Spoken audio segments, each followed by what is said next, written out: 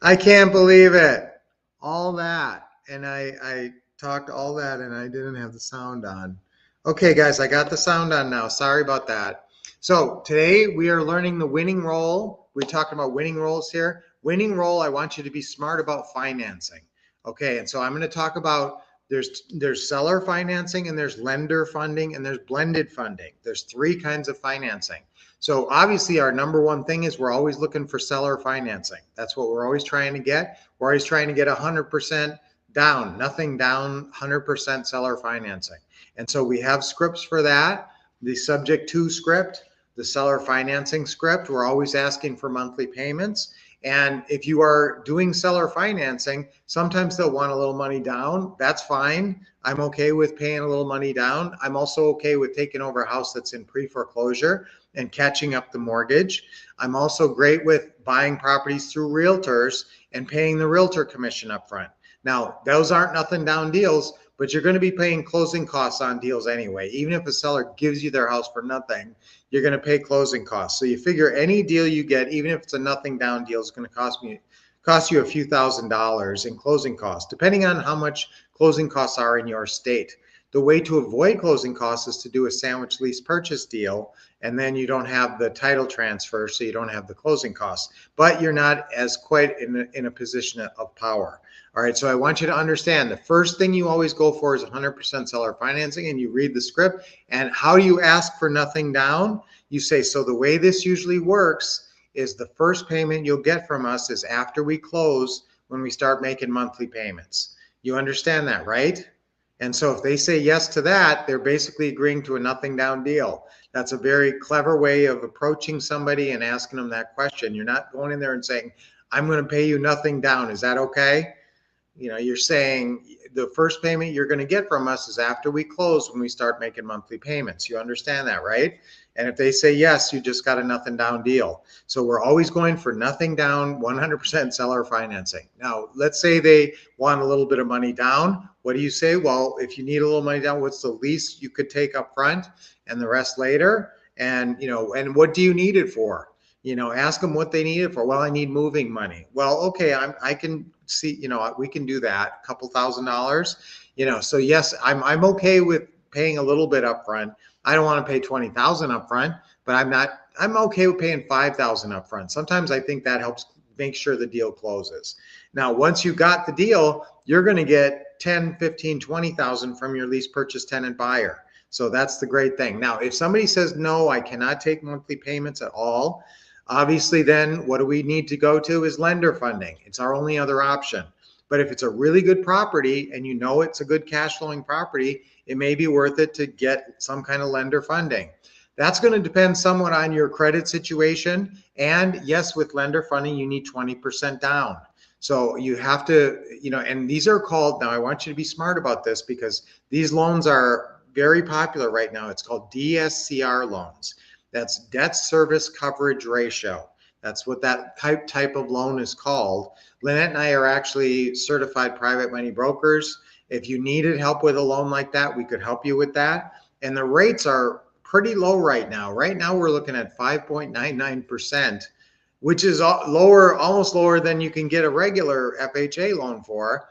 But this is for a rental property. Again, and now what does DSCR stand for? Debt service coverage ratio. What does that mean? That means that the loan amount is based not on the appraised amount, but on the rental amount.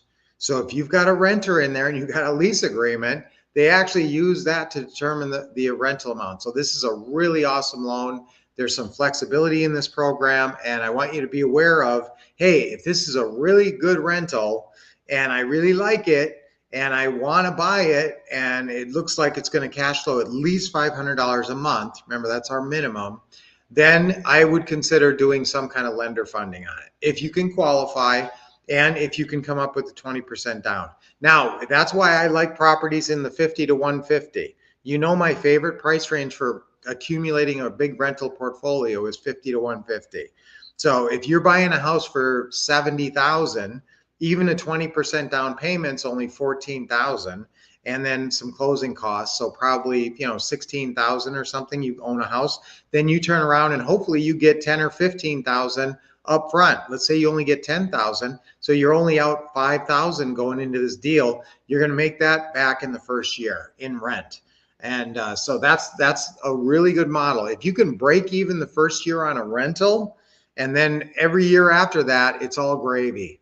Okay, it's like pure profit. It's like 6,000. Every house you have should be 6,000 profit at least per year. That's $500 a month positive cash flow per property. So if you find a house that looks like a good rental, this thing has good cash flow, or if you're going through realtors like it when you're using lender funding. Let us know if you're willing, if you want to do that, because I could set you up with some financing if you are open to doing that. And again, this is how it works. You do need to have a decent credit score.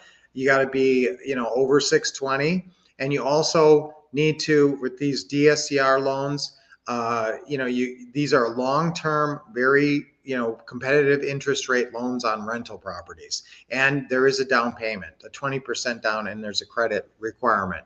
So be aware that that's available if you have a property that's going to cash flow really well and it's reasonable and you have money for the down payment, or you can include an equity partner. That's the other thing with being smart about financing. If you have to use lender funding to buy a property, but it's a great property, you can get that 20% from someone else. Okay, you do have to cut them in on the profits, but that can be, if you can't get the deal any other way, that can be a good deal.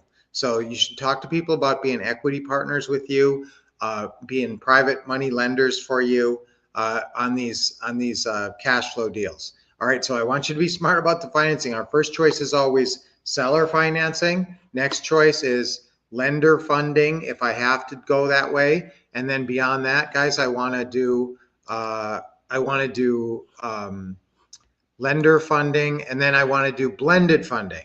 Now, what is blended funding? Guys, blended funding is a thing where we can even work with you on blended funding. So blended funding means what? Blended funding is when you when your seller wants a big down payment. So write this down. When seller wants a big down payment, how do you work out the financing?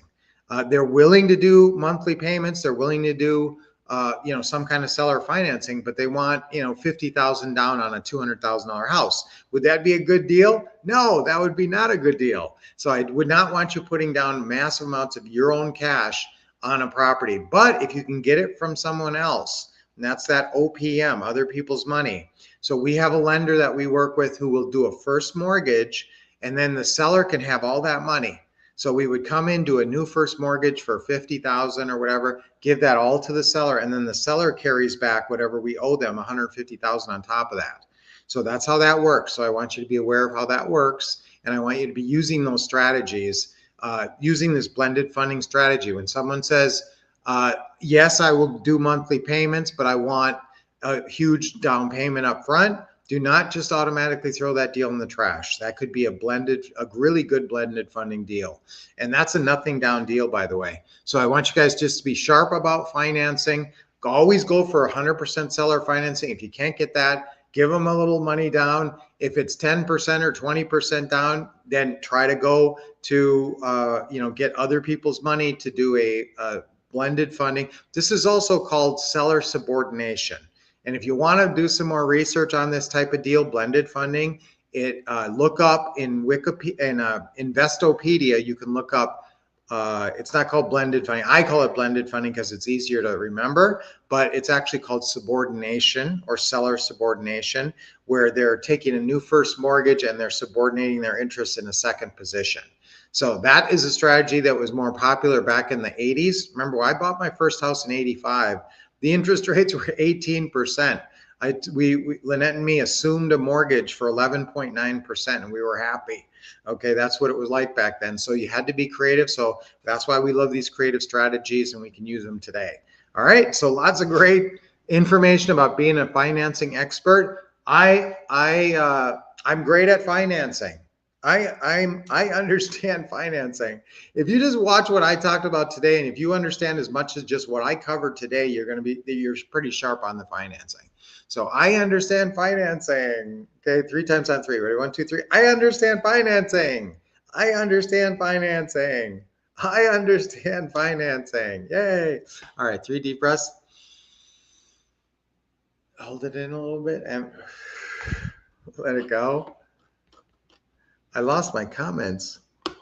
Another deep breath in. Hold it a second. There. And let it go. Okay, one more.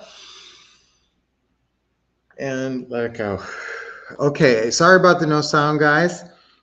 Morning, Steven. Wow, I haven't seen you forever. Steve N, I love it. It's great to see you here. Covering some interesting stuff today. Who else chimed in? Yes, you can hear. Isabel, great to see you.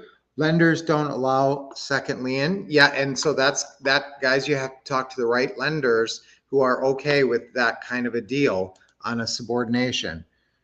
Thank you, Isabel. If the first mortgage says it does not allow a second lien, obviously title company does not want to close seller financing a second. You can't do that, guys. If the first mortgage that you're getting does not allow a second mortgage, then this doesn't work. Okay, so you have to find the right lender to do this. I understand financing. Yes. Now, obviously, guys, we're always going to go for seller financing. We want to find motivated sellers who are flexible on that.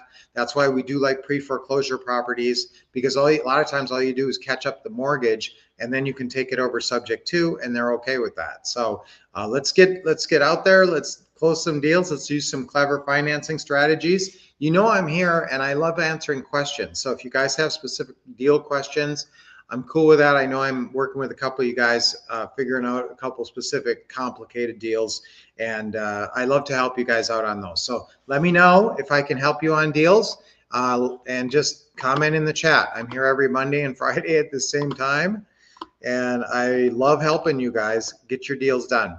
So until I see you next, keep expecting success, getting awesome training from the Wolf Couple, and taking action. Have a great weekend. And remember, guys, pretty much unlimited deals calling landlords and calling listed properties if you're using the right opening call scripts. Okay, we'll talk about that more.